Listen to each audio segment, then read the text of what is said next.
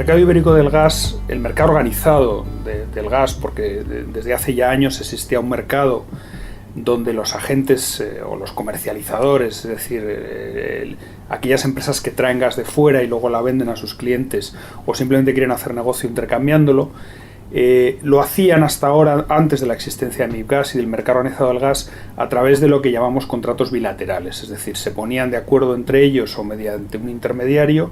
en negociar este intercambio de gas una vez que el gas está en la península ibérica, porque como sabéis España apenas posee producción de gas y por tanto todo el aprovisionamiento hay que traerlo de fuera. La importancia del mercado organizado es que aparece una plataforma independiente que proporciona a los agentes la posibilidad de hacer esto anónimamente. Cuando alguien solo puede comprar o adquirir gas de forma nominal en frente de otro agente, pues puede tener problemas de que no quiera vendérselo, que el precio que le ponga sea abusivo a su entender, etcétera, etcétera. Con lo cual un mercado organizado siempre introduce un elemento de transparencia y de eliminar barreras, lo cual facilita al final la competencia, que es el verdadero objetivo de crear un mercado del gas que beneficie al final a los consumidores finales. Este mercado se crea en 2015 mediante una reforma de la ley de hidrocarburos, la ley 8/2015, y posteriormente un Real Decreto, el 984/2015, que desarrolla las funciones de MIBGAS como operador del gas. Es decir, el regulador español, en este caso el Ministerio, junto con la Comisión Nacional de la Competencia, prevén una empresa independiente que es MIBGAS, constituida por capital, donde intervienen muchos actores, pero fundamentalmente los actores del mercado eléctrico, tanto español como portugués, porque no hay que olvidar que MIBGAS es el operador del mercado tanto en España como en Portugal. Los gestores técnicos del sistema, que son los que regulan que el funcionamiento del sistema gasista es perfecto en todo momento para que no haya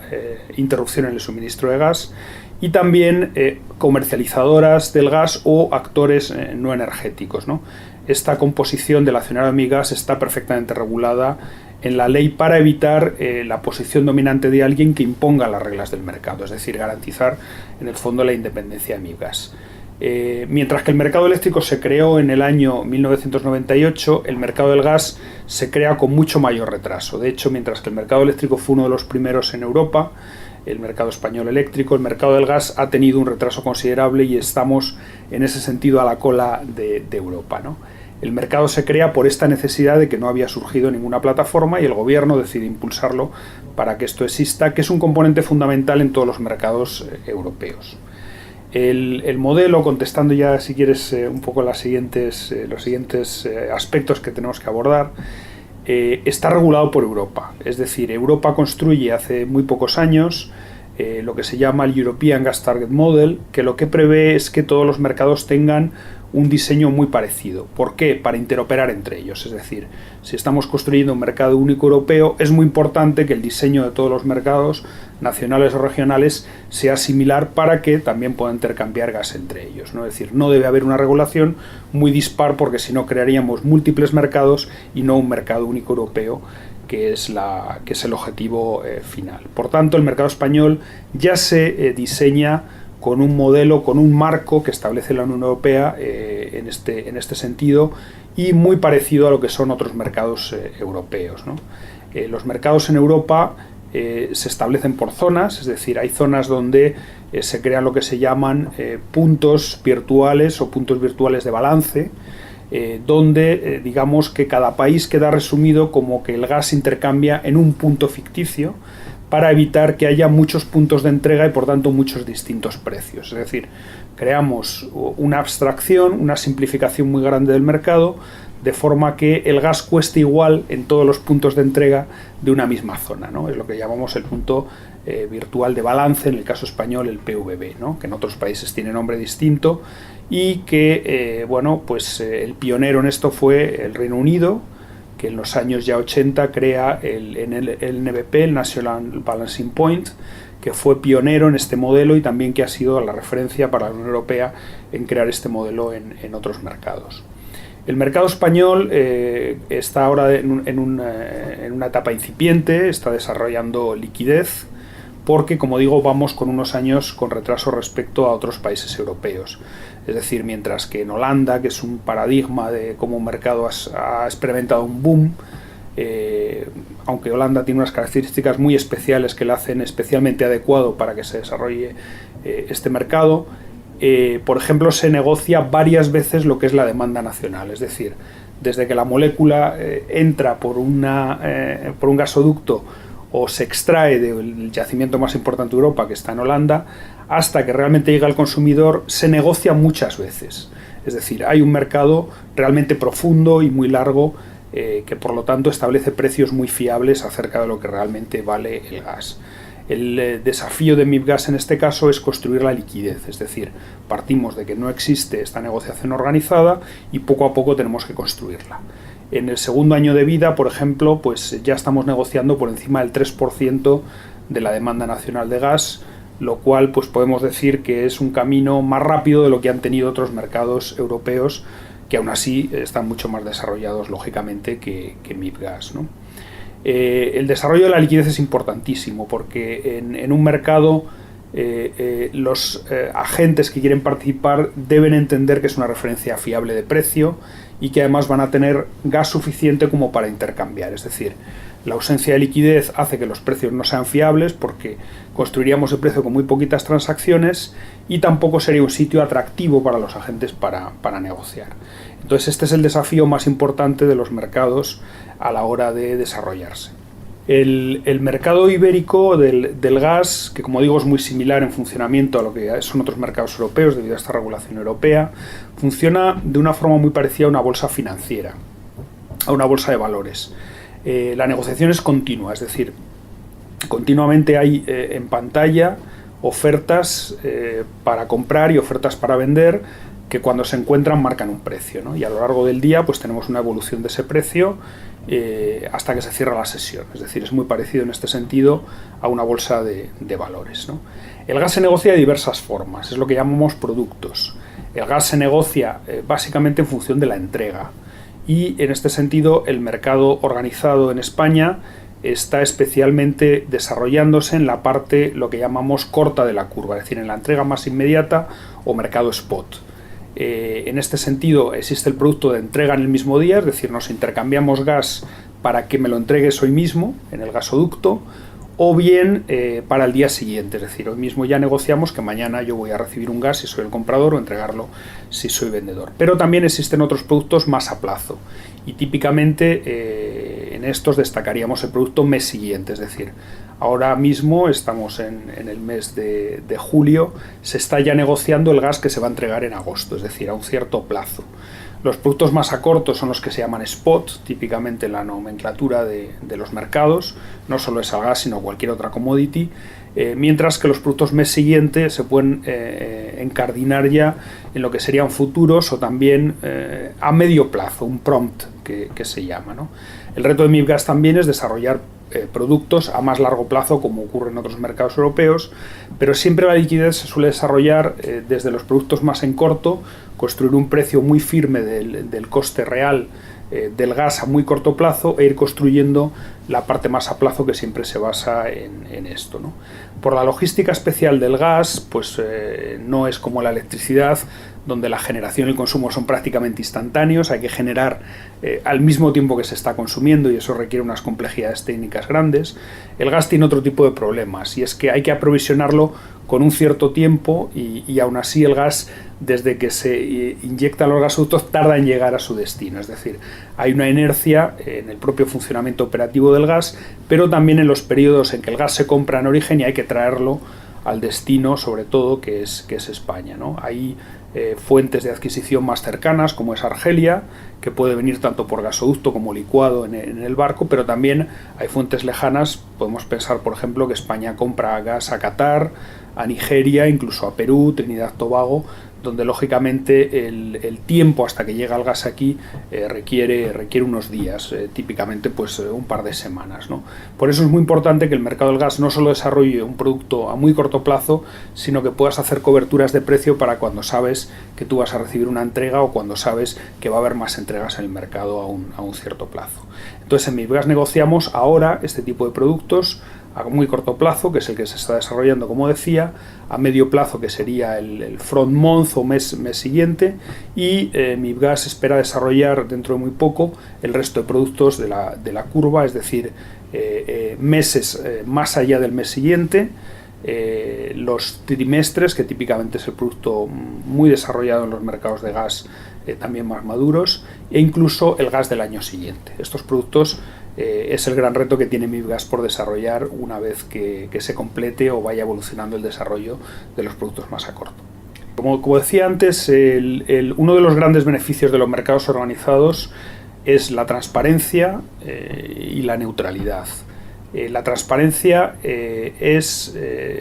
provoca un beneficio claro al sistema debido a que los precios que se negocian en la plataforma se publican.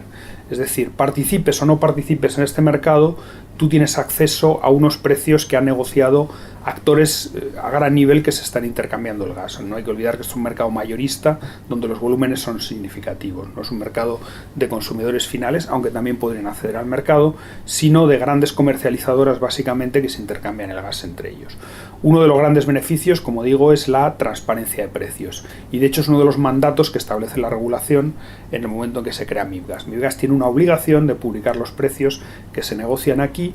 para que típicamente sirvan de referencia en la negociación de contratos. Bien porque se utilice este precio como referencia en el propio contrato, o para los que tienen que negociar con los que les aprovisionen gas tengan una referencia pública de cuál es el precio del gas y tengan, digamos, más elementos de negociación con normalmente lo que son pues actores mucho más poderosos como son las grandes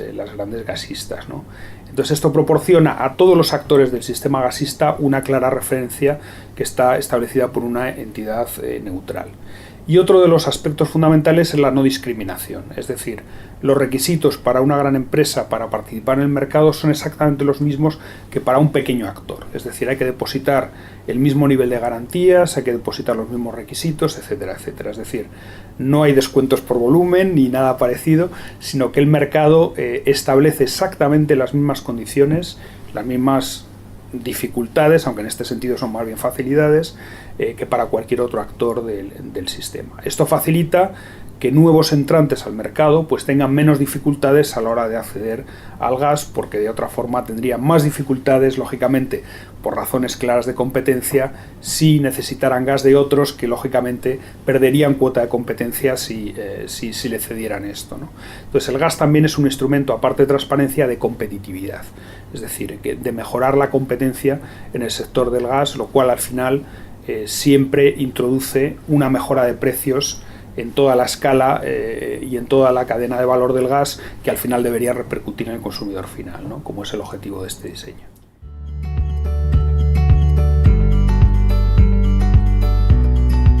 La integración es algo que se establece en lo que se llama, en la regulación europea, en lo que se llama los códigos de red. Tienen el objetivo de, como digo, homogeneizar las normas, que cada mercado tenga unas normas muy parecidas de forma que sean fácilmente integrables, no haya disparidad, pero también de establecer los mecanismos de cómo usar las interconexiones, que son la forma en que se conectan los diversos mercados en Europa. En este sentido ya hay un desarrollo relativamente maduro acerca de los mecanismos de interconexión, aunque todavía existen muchas barreras, ¿no? Fundamentalmente son las barreras de las tarifas,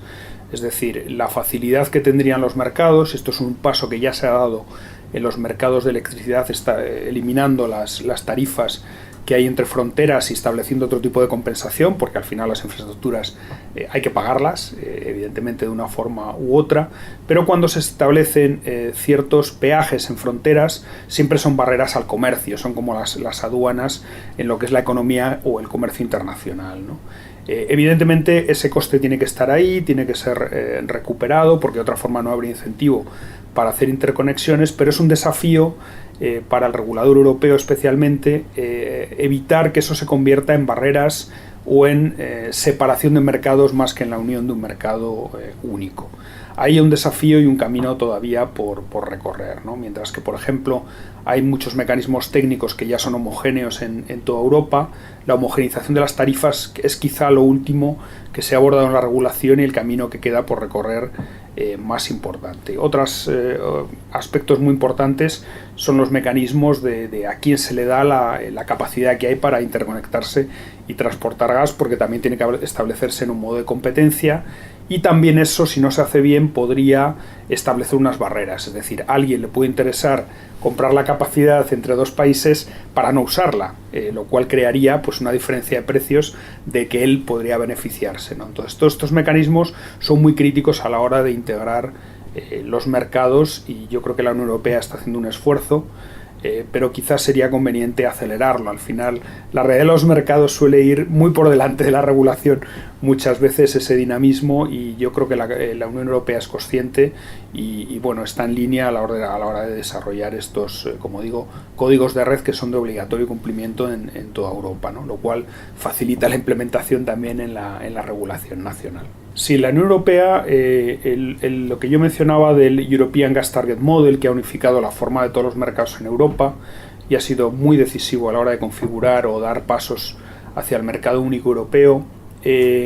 necesita una renovación periódica, ¿no? Estamos hablando de algo que se inicia al principio de esta década, 2012 concretamente.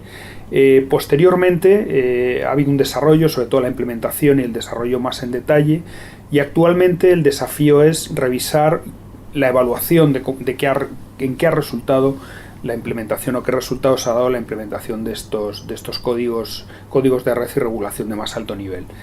El desafío que tiene ahora Europa se está plasmando en un nuevo paquete de ideas que se está ahora mismo discutiendo a nivel de aportación de ideas de las distintas partes, en lo que se llama el Quo Vadis, es decir, dónde va el sector del gas en toda Europa, y esto es algo que se está plasmando ahora mismo. Uno de los aspectos más importantes que se está abordando en este paquete es lo que mencionaba antes acerca de eliminar barreras para de verdad avanzar hacia un verdadero mercado único, ¿no? Y en este sentido también pues fomentar que el gas se desindexe también de alguna forma de aspectos externos. Tradicionalmente el gas ha estado indexado al petróleo, al Brent, porque cuando esto empezó en la década de los 50, es decir, estamos hablando ya hace mucho tiempo, el gas se consideraba un sustitutivo del petróleo en cuanto a combustible, ¿no? Hoy día el gas tiene unos usos muy diferentes y es más bien un complemento que un sustitutivo del petróleo y sus derivados, pero sigue estando fuertemente indexado al gas, ¿no? Uno de los mecanismos más importantes, como en cualquier otra materia prima, commodity, es que el gas tenga su propia referencia de precios y que sean precios basados en el mercado, ¿no? Aquí contamos con la gran resistencia de los países productores, que prefieren tener una referencia más o menos estable, más que los mercados dirijan o un poco establezcan ese tipo de precios, ¿no?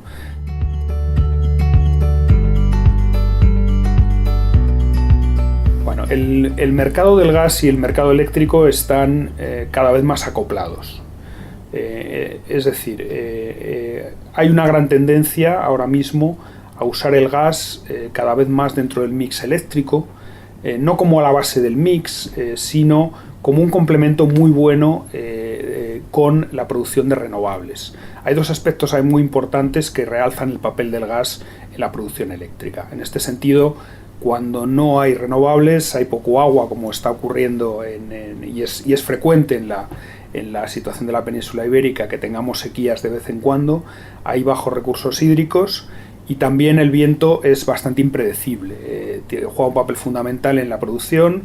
Los compromisos europeos hacia el COP21 van a dar un papel muy importante a las renovables en el mix, y ya muchas tecnologías renovables son muy competitivas respecto a otro tipo de combustibles o producción tradicional, pero el gas es un complemento perfecto para estas situaciones, cuando no disponemos de esto y necesitamos, por supuesto, satisfacer la demanda eléctrica. Y también el gas, en mi opinión, va a tener un papel importantísimo en la sustitución del carbón, que tradicionalmente ha sido una forma de producir electricidad muy antigua y muy común, pero altamente contaminante. Es decir, el carbón produce unas emisiones de CO2 mucho mayores que el gas en este caso, que es una tecnología, digamos, de transición o intermedia. No es perfectamente limpia, pero produce muchas menos emisiones, tanto de CO2 como de otro tipo de partículas contaminantes. Entonces, en toda Europa yo creo que debido a estas exigencias medioambientales cada vez mayores, que por ejemplo en Europa está protagonizando el Reino Unido con más promoción del gas o penalización del uso del carbón, se va a producir una sustitución más o menos transitoria, porque al final las inversiones son muy grandes y hay que recuperarlas, es decir, están ahí, tienen una vida útil que irá posponiéndose, y el gas tiene un gran protagonismo en sustituir a esto, ¿no? Con lo cual